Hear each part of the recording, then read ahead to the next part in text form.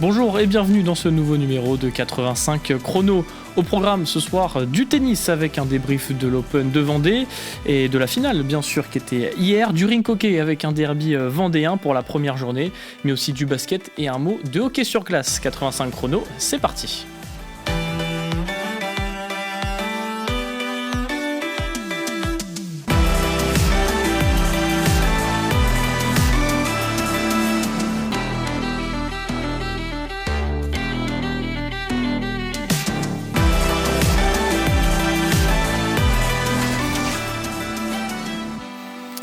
Pour débuter cette émission, je vous le disais, nous débrieferons la 12e édition de l'Open de Vendée. Et pour faire ce débrief, évidemment, je ne suis pas seul. Avec moi en plateau, Jérôme Rivière, coprésident du comité d'organisation de l'Open de Vendée. Bonsoir. Bonsoir Paul.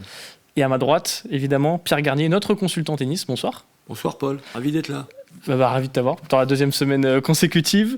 Du rink hockey ensuite avec la première journée de National Elite 1 et pour l'occasion un derby vendéen entre le Poiret et la Vendéenne. Un chapitre basket aussi avec la 4e journée de National 1 pour les Sablés, mais également le début de saison du RVBC. Enfin un mot de football et le début de la saison en hockey sur glace. Vous l'avez compris, encore un programme bien chargé. Messieurs, je vous propose de commencer par le tennis et si vous le voulez bien, on va faire un petit résumé de la finale qui avait lieu hier. Finale donc de l'Open de Vendée qui opposait le Norvégien Nicolai Butkov-Kjær, tête de série numéro 7 et tombeur du dernier Français en lice en demi-finale, Clément Chidek. Face à lui, l'Américain Patrick Gibson, vainqueur de la tête de série numéro 1 en demi-finale, Raphaël Collignon et du Finlandais Emil Ruusuvuori en quart de finale. Et le match a tourné à la démonstration. Dès le premier set, le Norvégien a imposé sa puissance. Jeff, est-ce que tu peux nous remettre les images du off, s'il te plaît ? Voilà, c'est ça. Donc, dès le premier set, le Norvégien a imposé sa puissance, notamment grâce à un service, vous l'avez vu, redoutable. 94% de réussite sur son service, que ce soit dans le premier ou dans le second set. Dans ce premier set, il n'a rien laissé à son adversaire, Patrick Gibson, totalement dépassé, qui n'est pas parvenu à se montrer véritablement dangereux sur ses jeux de service. Le premier set se conclut en seulement 27 minutes sur le score sec de 6-0.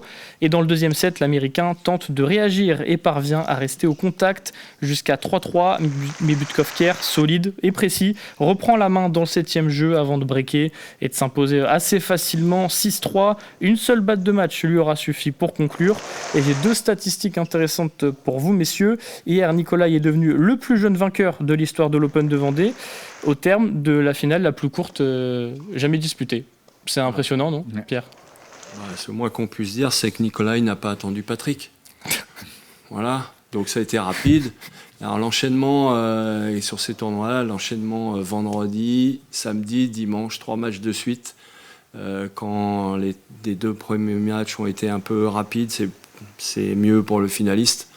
Donc voilà, et ça a été plus dur pour Patrick sur les matchs de vendredi et de samedi. Voilà, et un peu plus facile pour Nicolai. Et le physique a payé, hein, et le talent aussi. Bon, c'est des joueurs qui ont déjà gagné des challengers, donc ils n'étaient pas impressionnés forcément par le fait d'être en finale, même si, à mon avis, ils ont été surpris de la qualité du public et de la salle. Vous êtes d'accord ? Totalement. D'abord, Patrick Gibson a clairement dit qu'il était vraiment fatigué parce que il a fait quand même 2h38 de demi-finale et vendredi soir il avait fait 2h30 également. Donc ça a été très dur pour lui physiquement. Et puis je pense qu'on a un talent en face de nous, Nicolai, qui lui, Jean-Baptiste en avait parlé, Jean-Baptiste Perland, notre directeur du tournoi, et toi-même Pierre pendant la conférence de presse, c'était un futur talent, une future pépite. On ne sera pas surpris de peut-être plus le voir chez nous, parce que l'année prochaine, il sera sûrement dans les 50 meilleurs mondiaux, donc il n'aura plus le droit de venir sur notre ATP. Justement, je vous propose de l'écouter, c'est exactement ce qu'il nous a dit au micro. Je ne m'attendais pas du tout à une finale comme celle-ci. Je sais que Patrick est capable de jouer à un niveau incroyable, donc j'étais vraiment prêt à tout. À un moment, dans le deuxième set, ça semblait tourner en sa faveur, alors je m'étais préparé mentalement à devoir jouer un troisième set. Dans chaque match, il ne faut jamais rien considérer comme acquis, penser qu'on va gagner juste parce qu'on en a l'habitude, ça ne marche pas toujours comme ça. Le premier set a duré presque 30 minutes, alors que le deuxième, qui s'est terminé à 6-3, a été un peu plus court. Donc même si le score du premier set était 6-0, c'était quand même assez serré. Je n'irai pas jusqu'à dire que c'était un match facile. J'espère ne pas être ici l'an prochain, mais plutôt être à Shanghai ou quelque part en Asie pour un autre tournoi. Mais si je ne progresse pas, eh bien vous me reverrez ici. C'est exactement ce que vous étiez en train de dire. Finalement, on le reverra sûrement pas, ou alors peut-être en fin de carrière, quoi. Vous savez, on a l'habitude à l'Open de Vendée de voir des pépites. Hein. On a eu plein, Majka, Sinner, qui sont dans les top 20 aujourd'hui, mondiaux. Sinner numéro 2. Voilà, donc on a l'habitude, c'est des tournois qui sont là pour des tremplins de jeunes et aussi pour relancer des vieilles gardes, on va dire. Donc voilà, donc on a eu le Finlandais, qui était là aussi pour relancer sa carrière, qui a fait quart de finale, qui perd en quart de finale sur un des finalistes. Donc on est vraiment sur un tournoi de très haut niveau cette année. Et justement, un petit mot en revenant à cette finale, un petit mot sur la finale. Est-ce que toi, il y a quelque chose qui t'a impressionné ? Est-ce que c'est son coup droit, son revers, le service ou le fait que ce soit très complet ? Il a 19 ans, on voit que morphologiquement, il est déjà bien en place. Physiquement, c'est en place. Techniquement, tout va bien. Il a un revers qui est extrêmement précis, qui peut jouer assez facilement dans la ligne. Ah bah là, on le voit là sur l'image, là, justement. On voit là, il a beaucoup déstabilisé son adversaire avec ce revers. Parce que Patrick, il aime bien la diagonale de revers et il pouvait pas la tenir. Donc voilà, c'est un joueur je lui souhaite, sauf s'il se blesse, mais qu'on reverra pas. 19 ans, il a déjà une bonne maturité. Il s'est un petit peu tendu en demi-finale, malgré tout. C'était le seul set qu'il a perdu en demi-finale contre Clément. Donc il s'est un petit peu tendu, mais bon, il n'a pas lâché prise non plus. Donc il a déjà de bonnes armes pour être dans le top 50. Après, c'est top 50, c'est dur. Oui, il lâche qu'un set en fait dans ce tournoi. C'est face à Clément Chidek en demi. Moi, je trouvais qu'il était très impressionnant aussi sur son service. Il y a un jeu, je crois que c'est au deuxième set, il met 3 aces d'affilée et puis derrière, il monte au filet et termine les bonsoirs. Ouais, et puis en dehors, donc là, on voit sur le terrain, mais il y a la partie qu'on voit pas sur le terrain avec les sparring partners où il a été très exigeant. Il les a fait bouger, les sparring partners, donc ils ont été un petit peu surpris du degré d'exigence d'un joueur comme ça, même de 19 ans, qui était plus jeune qu'eux pour la plupart, mais voilà, donc c'est déjà dans un autre univers que les tournois futurs. Là, il gagne des challengers, mais maintenant il va partir à l'ATP sur les 250. Voilà. Là, il passe 130, c'est ça, 130 mondial. Là, il va gagner une vingtaine de places, donc peut-être un petit peu plus, donc ça peut aller vite, mais voilà, le top 100, c'est compliqué quand même. Ça sert aussi l'organisation d'avoir un joueur comme ça, jeune, qui performe, qu'on verra peut-être faire des grandes choses dans les années à venir. Oui, pour nous, c'est toujours une image pour la suite, faire comprendre au grand public, parce que on a eu un super public qui connaissait le tennis, mais après, il faut faire venir aussi les gens qui sont moins connaisseurs, qui sont là pour voir un divertissement sportif qu'ils ne connaissent pas spécialement, et leur bien faire comprendre, oui, vous voyez, ce joueur-là, il est peut-être top 20 aujourd'hui ou top 10, voire deuxième mondial comme Sinner. Il était chez nous il y a quelques années et il a fait ses premières armes en niveau professionnel haut niveau chez nous. Donc ce sont vraiment des tournois, comme je disais tout à l'heure, pour lancer des carrières. Je vous propose qu'on fasse une petite pause en tennis. On reviendra après, on parlera du tournoi de manière générale. Une petite parenthèse, on va commencer avec du rink hockey, première journée de National 1 Elite. Et pour l'occasion, on avait le droit à un derby 100% vendéen entre le Poiré Roller et la Vendéenne dans une salle Montparière bien comble. Et le match a démarré fort, et très fort même, à peine 7 minutes de jeu. Et vous allez voir, carton bleu d'entrée sur cette faute pour Nathan Jefflot qui se fait donc suspendre temporairement. La Vendéenne se retrouve donc en infériorité numérique à 3 contre 4.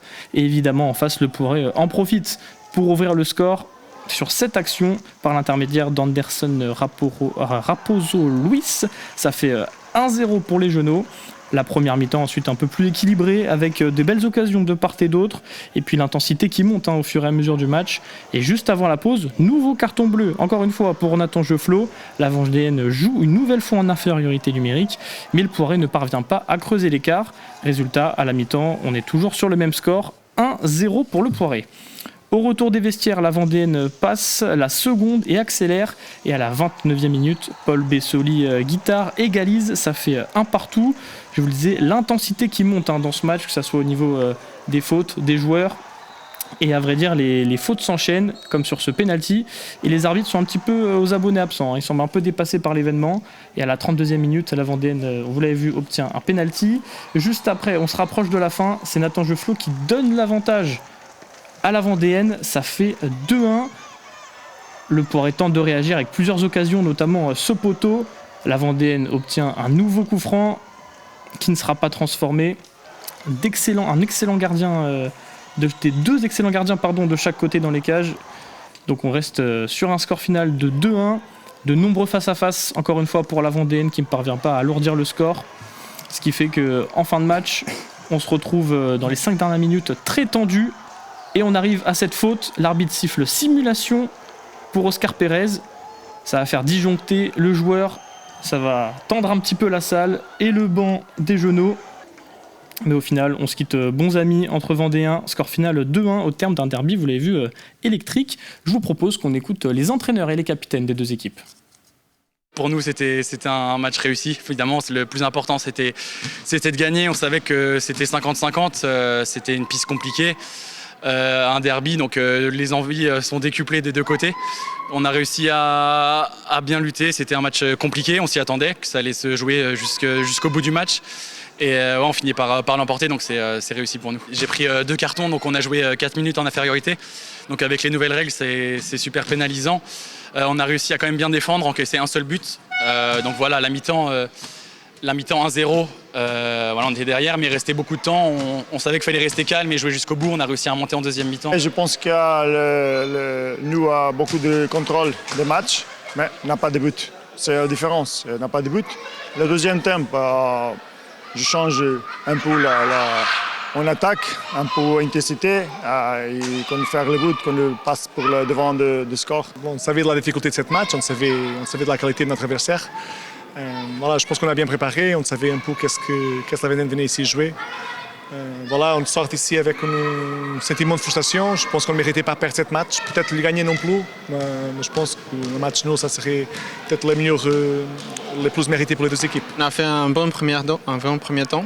La deuxième, c'était un peu compliqué. Ils sont sortis à chercher le match aussi. Du coup, on a souffert un peu et malheureusement pour nous, on n'a pas pu tenir le match. Et personnellement, je pense qu'on était un peu plus à l'aise devant la cage, mais malheureusement, on n'a pas pu marquer. Et c'est ça qui a marqué la différence. Au terme de cette première journée donc de National 1 Élite de rink hockey, vous allez le voir au classement, la Vendéenne est 5e avant de recevoir Coutras le week-end prochain, alors que le Poiré est 8e. Fin de première journée. Un mot de roller hockey également. Alors c'est pas exactement la même discipline. National 2, Mouilleron le Captif s'est incliné 5-7 à domicile contre Saint-Médard et se retrouve donc 3e avec 3 points après 2 journées. Passons au basket à présent. On n'avait pas encore été au Sable depuis ce début de saison. 4e journée de National 1. Les Sables accueillaient Poissy. Après un bon début de saison, l'objectif pour les Sablés, c'était d'enchaîner, mais surtout de rester invaincus dans leur nouvelle salle, l'Arena des Sables d'Olonne, avec 2 blessés malgré tout et un banc un peu réduit. Mais le début de match ne s'est pas passé comme prévu. Pris par l'intensité des Yvelinois, les Sablés ont peiné à trouver leur rythme. Résultat, à la fin du premier quart-temps, ils accusent un retard assez important, 7 points.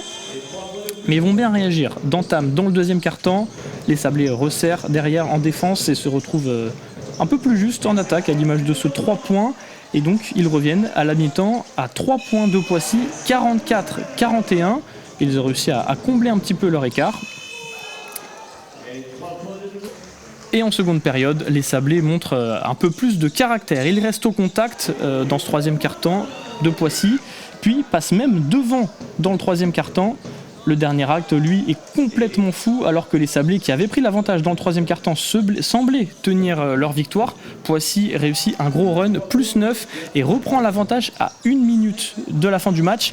81-80 pour les visiteurs, mais dans les toutes dernières secondes, les Sablés vont arracher la victoire grâce à un panier à 2 points, plus la faute. Ça fait donc 3 points supplémentaires.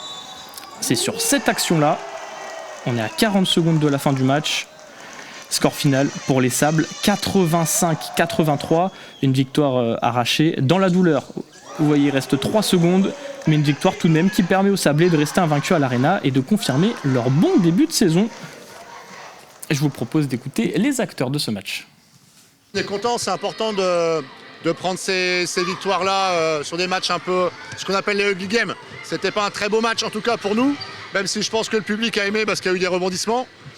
Mais voilà, puis les circonstances sont pas évidentes. On a eu Ludo qui était malade, Quentin Ruel qui est blessé, Josh qui est toujours pas là, Kiss qui se disloque le doigt en plein match, qui revient heureusement. Enfin voilà, on avait quand même beaucoup de choses qui ont tiré contre nous.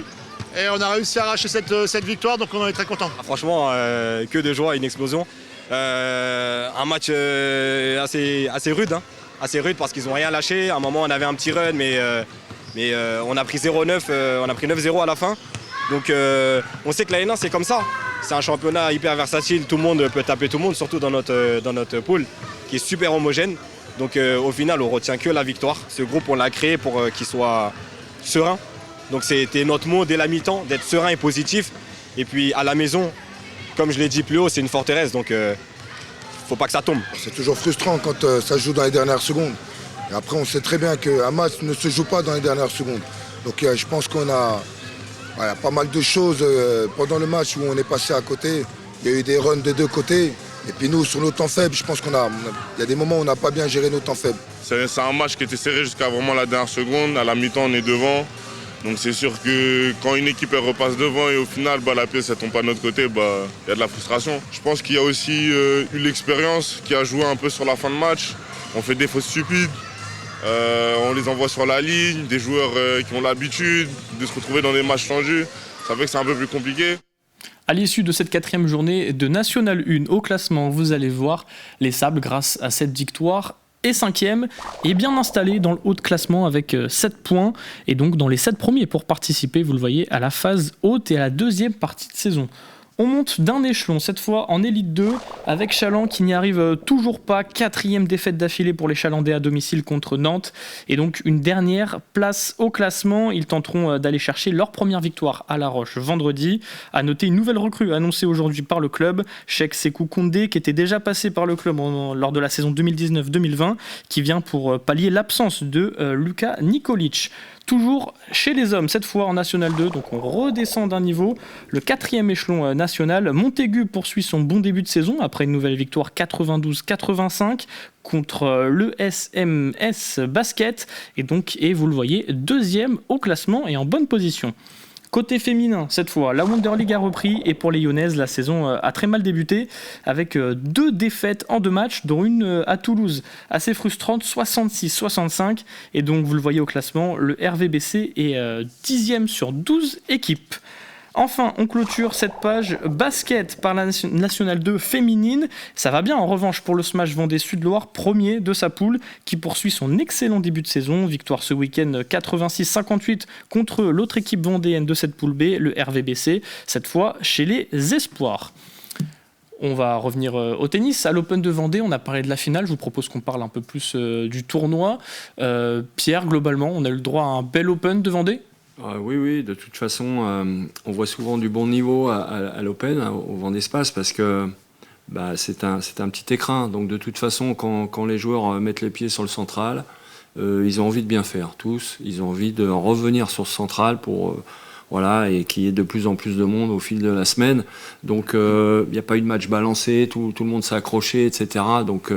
moi je pense que la salle et l'organisation générale fait que les joueurs s'y sentent bien, donc ils n'ont pas envie de repartir tout de suite. Et la difficulté de ces tournois-là, c'est l'enchaînement physique, parce que à chaque fois il y a 3 jours, il y a un circuit de 4 tournois en France là. On a vu que Hugo Gaston, il gagne Rennes, mais derrière il fait 2 premiers tours, dont à Orléans contre le vainqueur ici. Donc il suffit qu'on ait un tirage au sort pas moyen. On peut être en difficulté sur les différentes étapes, donc c'est un enchaînement de tournois très challengeant pour les joueurs. D'ailleurs, il n'y a pas un mec qui arrive à en gagner 2 de suite. Donc ça veut bien dire ce que ça veut dire. Hugo Gaston perd au premier tour sur Clément Chidec qui fait demi-finaliste. Ouais. Faut pas l'oublier. On pensait que c'était peut-être un mauvais tour d'Hugo Gaston, pas du tout. Clément était vraiment en grande forme cette semaine. Oui, parce que c'est le seul aussi, je le disais tout à l'heure, à prendre un set au vainqueur en demi-finale. Oui. Il l'a fait douter. Donc parmi les satisfactions, je pense qu'on peut en ressortir deux. On avait parlé du Finlandais, Emil Ruusuvuori, qui revenait, qui a fait un bon tournoi, que ça soit en simple, mais aussi en double. Il fait quart de finale et demi-finale. Donc un bon tournoi, une belle surprise pour son retour sur le circuit. Ouais, il me semble encore un petit peu fragile, parce que sa fin de match n'était vraiment pas nette, ce qu'il a fait. Il a fait des choix tactiques et technique très, très, très bizarre pour un joueur de ce calibre-là, pour un joueur qui a été dans le top 50. C'était assez étonnant. On sent qu'il n'est pas encore totalement en confiance. Mais bon, voilà, on voit que par moment, il y a encore des éclairs et il met les gars à 10 mètres de la balle en deux coups. Donc, mais c'est pas fait encore pour lui. La route va être longue. Et puis, il se rend compte lui aussi, parce qu'il est passé par là, que voilà, ces tournois Challenger, c'est difficile. C'est difficile sur le court, mais aussi dans la tête. Déception, on en parlait avec Hugo Gaston, qui s'explique par sa victoire peut-être à Rennes la semaine d'avant. En revanche, satisfaction pour Clément Chidec, qui va jusqu'en demi, qui fait un beau tournoi. C'est pas mal. Ah oui, puis il y a un bon état d'esprit, c'est un joueur sympathique. Alors pour la petite histoire, on me l'a fait remarquer, comme j'étais bien placé, j'ai pu le remarquer aussi. C'est un joueur qui a dit merci à chaque fois que les ramasseurs de balles lui ont donné une balle. C'est-à-dire ça fait beaucoup de fois, sur un match, 2 matchs, 3 matchs. Et à chaque fois il dit merci. Voilà, donc le tennis c'est pas la guerre, même si c'est de la haute compétition, on peut être respectueux de tout ce qui se passe et donner le meilleur de soi-même en même temps. Et il en a été un bel exemple. Et le public s'est pas trompé, parce qu'il l'a bien senti. Totalement. Moi, j'ai eu la chance de le croiser, bien sûr, dans les couloirs. Et chaque fois, le petit mot, je voulais discuter avec lui, il n'y a pas de problème, on discutait. Et après sa défaite en demi, j'ai parlé un peu avec lui, mais une gentillesse. Et là, il partait tout de suite sur Rouen pour dire l'intensité de ses tournois. Il finit son match samedi, il avait peut-être joué dimanche à Rouen. Donc, faire la route, le lendemain, il rejoue. Donc, c'est là où on voit l'intensité. L'enchaînement des matchs est compliqué à gérer. C'est pour ça que gagner 2 tournois d'affilée, ça va être compliqué quand même. Ouais, ou alors ça veut dire qu'on est très très fort. Donc, on est vraiment très très fort. Et c'est dur. On voit le Belge, Raphaël Collignon, il y a 3 semaines, il était en Australie. Il rentre, il fait finale à Orléans. Là, on voit il est cuit. En demi-finale, il a énormément de mal à bouger sa grande carcasse dès le début du match. Bon, comme c'est un bon pro, il s'y est mis, il n'a pas balancé, il s'est accroché. Il a failli passer quand même, il s'en est pas passé. Voilà, il y a une petite. L'arbitre l'a un petit peu aidé sur la fin, on va dire. Mais bon, voilà, c'est dur. Et puis là, il est reparti, il va jouer mercredi, je pense, encore à Rouen, il est encore sur la route. Ouais, donc on peut dire qu'il a quand même répondu présent. Ouais, tout à fait. Est-ce qu'on peut dire que le public aussi a répondu présent ? Vous êtes content en termes d'affluence ? Oui, parce que c'est vrai que l'année dernière, on avait une année record.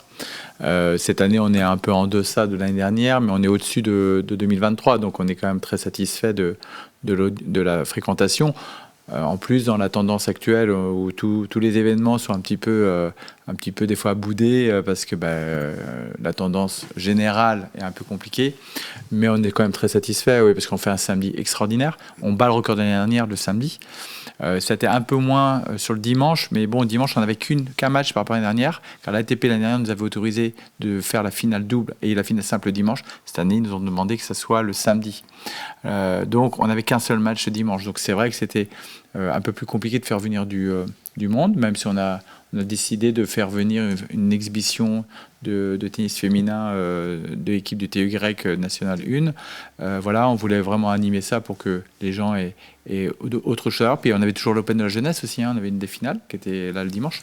Mais c'est vrai qu'on est content quand même globalement du nombre de personnes qui sont déplacées, à peu près 20 000, un peu plus de 20 000 personnes durant la semaine, donc ce qui est quand même déjà un beau chiffre. On aura un Open de Vendée l'année prochaine, une 13e édition. Oui, alors on n'a pas encore on n'a pas fait tout le bilan, on a fait un bilan général. Oui, je vois pas pourquoi l'année prochaine il n'y aura pas une 13e édition. On souhaite, avec toute l'organisation souhaite ça. Ce que je disais tout à l'heure à Pierre, nous c'est une année de travail, de réunion pour organiser tout ça. Et quand je vois la semaine les 3 semaines, mais surtout la semaine de compétition où on prend tellement de plaisir dans cette enceinte qu'on a envie de repartir et se dire on se retrousse les manches, on va aller chercher des partenaires pour avoir encore un plus bel événement. Donc on repart dès la semaine prochaine, trouver des nouveaux partenaires. Oui. Et on a une victoire en double, française. Oui, bien sûr, c'est vrai que j'en ai pas parlé. Olivetti et Jacques qui gagnent en double, c'est face à la paire anglaise, britannique, non ? C'est ça. Ouais. C'est ça. Et moi j'ai parlé avec eux et ils étaient ravis de l'endroit. Jacques il vient souvent chez nous, mais Olivetti c'est la première fois. Ils ont trouvé l'endroit sublime pour un tournoi d'ATP de ce niveau-là. Ils ont rarement ces conditions de jeu. En plus, cette année, ils avaient un player lounge extraordinaire. Donc, ils avaient des conditions de jeu, comme tu disais si bien, Pierre. Les joueurs, ils n'ont pas envie de partir quand ils voient cette centrale. Et ce qu'ils m'ont dit, ils m'ont dit c'est rare que les doubles fassent autant de matchs sur le central. Ils ont presque joué tous leurs matchs sur le central. Donc, comme ils étaient tête de série numéro 2. Donc, ravis. Et ils se disent pourquoi pas revenir, oui, bien sûr. Et puis on les a entendus en interview, les joueurs dire que l'organisation était super, donc positif pour l'organisation de l'Open de Vendée. Merci à tous nos bénévoles surtout. Qui étaient nombreux, 140. Nombreux et présents. On va passer au football. On va clôturer cette page tennis, passer au football avec la 5e journée de 3e division féminine. C'était La Roche qui recevait Bourges. Et pas le temps d'introduire le match. Vous allez le voir qu'après moins d'une minute, tout simplement, de jeu, Anaïs Jaunet concède un penalty. L'attaquante berruyère transforme elle-même le penalty et ouvre le score pour Bourges. Ça fait 1-0. Début de match cauchemardesque pour La Roche. Les visiteuses continuent de dominer la rencontre avec plusieurs coups francs dangereux et une grosse activité offensive. La Roche a du mal vraiment à exister et à sortir proprement, mais commence à réagir timidement autour de la 20e minute, notamment sur coup de pied arrêté. En face, Bourges tente sa chance de loin, à l'image de cette frappe. Puis juste avant la pause, La Roche se procure 2 énormes occasions. D'abord celle-ci sauvée in extremis sur la ligne, puis un ballon manqué, vous allez le voir, sur un centre au second poteau, alors que le but était ouvert. Bourges mène donc 1-0 au terme d'une mi-temps plutôt fermée, on peut le dire. Au retour des vestiaires, Ndiaye manque de peu le doublé, mais La Roche ne baisse pas les bras. Et à un quart d'heure de la fin, après un corner joué à la Rémoise, Eden Boban centre fort dans la surface. Le ballon est dévié dans ses propres buts par Ndiaye, ça fait 1 partout. Et porté par cet élan, les offs poussent mais concèdent des occasions, notamment ce face-à-face. Arrêté par la gardienne, et à la 84e minute, contre le cours du jeu, Bourges va repasser devant avec Abi Baldé tout juste entré en jeu d'une frappe magnifique en lucarne. Liberge est battu 2-1 pour les visiteuses. Malgré de bonnes séquences de jeu, les Vendéennes s'inclinent à domicile face à un Bourges opportuniste, on peut le dire. Un scénario donc cruel. Ça fait 2-1. Je vous propose d'écouter les réactions au micro de Thibaut Grasset. Aujourd'hui, on est forcé de constater que le résultat il est négatif, même si, ce que je disais aux filles, il faut qu'on avance. On fait des choses qui sont intéressantes, mais c'est sur l'aspect offensif. Il faut que dans la finition, on soit plus tueuse, il faut qu'on ait plus de monde, il faut que ça se fasse avec plus de rythme, il faut que ça se fasse avec... Voilà. Elle n'attendait qu'une chose, c'est qu'on perde le ballon. Et puis à chaque fois qu'on a perdu le ballon, elle tapait devant et puis elle se débrouillait avec ça. C'est une façon de voir le foot, c'est pas la mienne, mais force est de constater que le score il est de 2-1 et qu'elle est comme ça. On est obligé de s'incliner sur cet aspect-là. En ce moment, les matchs sont cruels parce qu'on arrive à mener au score et dans le jeu, on arrive à dominer les équipes. Mais c'est vrai qu'à la fin, en général, on prend le but qui nous tue tous les matchs. Donc on va essayer de se relever. Et c'est vrai que c'est des équipes qu'on n'aime pas forcément jouer parce que c'est pas du tout notre jeu à nous. Mais c'est comme ça, c'est le football et c'est cruel. On a fait une bonne première demi-heure, après on s'est un petit peu délité. La Roche aussi nous opposant un bloc plutôt cohérent et nous mettant en difficulté, notamment avec ses pistons. Voilà, dans le jeu, on a encore du travail à faire. On est un peu inconstante, mais on va se satisfaire des 3 points. Féliciter La Roche qui est toujours une très belle équipe, une équipe très joueuse.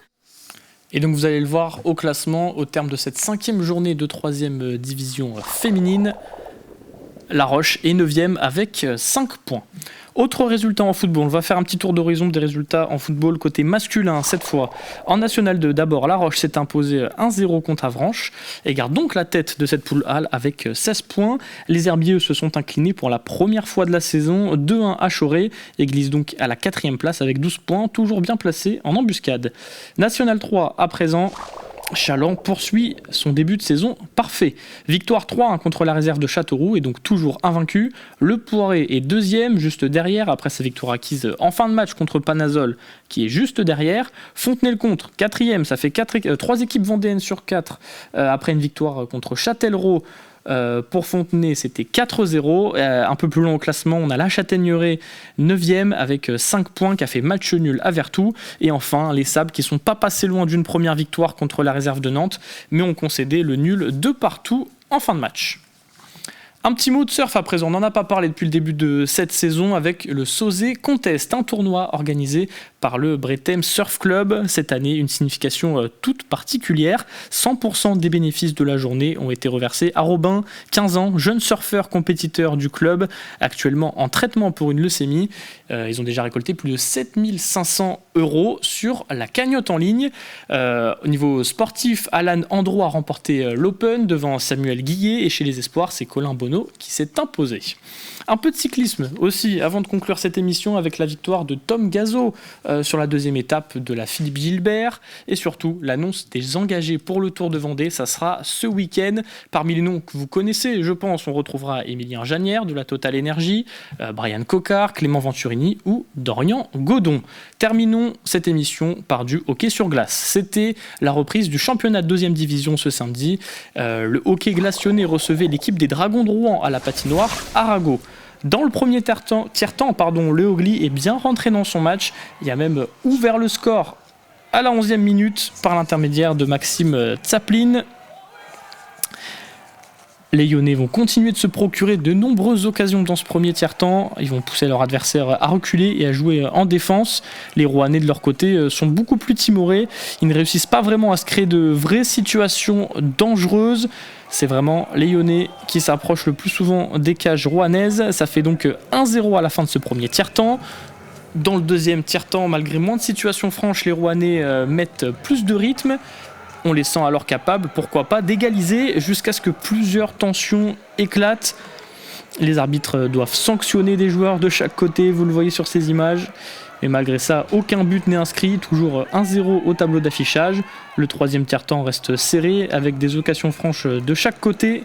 Mais les efforts des équipes ne seront pas récompensés dans cette fin de match, car il n'y aura toujours pas de points supplémentaires inscrits. Victoire donc du Hogli sur le score final de 1-0. On va écouter les réactions des deux entraîneurs et du capitaine du Hogli au micro de Thibaut Grasset. Ça jouait de deux côtés un bon hockey. On voyait que première, deuxième, il y avait très peu d'arrêts de jeu, donc ça veut dire que les deux équipes sont jouées bien. C'était une belle bataille de hockey. Et voilà, on a gagné 1-0. On prend 3 points. C'était la première victoire pour cette équipe, donc c'est important aussi. Très belle équipe en face, jeune avec beaucoup d'énergie. Et puis bon, c'est de travailler un peu sur les petits détails, la cohésion d'équipe. Donc on a reçu 3 étrangers qui sont arrivés cette semaine. Du coup, c'est juste un peu de se remettre au niveau, d'avoir une belle cohésion. Mais je crois que ça promet pour la suite. Mais honnêtement, oui, c'était vachement bien disputé. C'était un bon match de Rouen, une jeune équipe qui nous a bien tenus. Donc je crois qu'on peut être satisfait quand même du résultat. On préfère les matchs serrés. Comme ça, à la fin, là, quand ça vient à 5 contre 6, ça ajoute un défi supplémentaire et puis ça permet de travailler des trucs qu'on ne voit pas nécessairement souvent en fin de saison. Donc ça peut nous servir pour les playoffs. Autant avoir des matchs serrés comme ça. Et puis au-delà du score, les 3 points, ils font du bien pour ce premier match. Je pense qu'avant tout, les qualités offensives. Il manque un peu de lucidité avec les qualités de passe, les qualités de réception. Des fois, on perd même un conduit de palais un peu facilement. Mais ça c'est l'équipe est jeune aussi. On prend l'expérience. On a beaucoup de jeunes qui jouent contre adultes qui sont plus expérimentés. C'est différent que les championnats U20. Au classement de cette deuxième division, après cette première journée en hockey sur glace, vous allez le voir, le Hogli prend la 2e place de la deuxième division. Et prochain rendez-vous pour les Lyonnais, ça sera samedi à Reims. En handball, à présent, on va regarder le classement. Assez large victoire, 37-28 pour Pouzauges à Asson. Et donc au classement, Pouzauges conforte sa belle 3e place avec 10 points. Enfin, un petit mot de volée. Pas de match pour Montaigu ce week-end. En revanche, en National 3 féminine. Défaite 3-7-0 pour La Roche, qui est toujours dernière du classement. Contre Laval. Défaite également pour les Landes-Guenusson. 3-2 à Chambray avec 1 point. Et donc 10e de ce classement. Un petit mot de notre entretien sport de la semaine, c'était avec le président des Sables Vendée Basket, Nicolas Seferiadis. Je vous invite donc à aller le regarder sur notre site internet tvvendée.fr ou notre chaîne YouTube. Messieurs, on va clôturer cette émission. Je vous remercie d'être venus sur notre plateau pour débriefer cet Open de Vendée. On se dit à l'année prochaine, peut-être un peu plus tôt, Pierre, j'espère. Oui, j'espère. Toujours un plaisir. Toujours un plaisir. Merci beaucoup, Jérôme, d'être venu. Merci pour votre invitation, Paul. Et donc c'est la fin de ce 85 chrono. Évidemment, pas du tout. Cette émission est évidemment à retrouver sur notre site internet en replay. Quant à moi, je vous souhaite une bonne soirée et je vous dis à la semaine prochaine.